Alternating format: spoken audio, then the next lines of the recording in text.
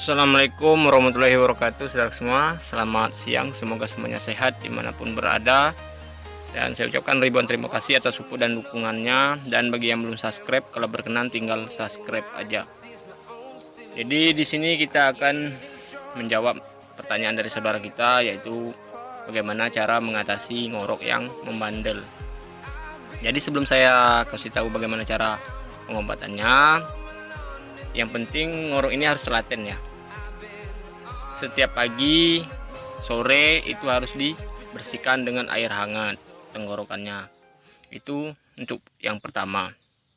Dan yang kedua, ayam jangan mandi jemur. Jangan sekali-kali ayam ngorok itu kalian mandiin sampai basah terus kalian jemur. Cukup dilap-lap aja, di steam ayamnya. Itu untuk ayam ngorok. Jangan sampai badannya dibasahin.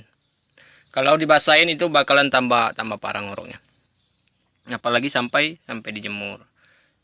Nah, kalau dua itu udah dilakuin, banyak metode pengobatan untuk ngorok. Yang pertama bisa menggunakan daun sirih dicampur dengan kunyit. Itu yang pertama. Dan kalau yang paling sering saya gunakan itu Ajinomoto ya.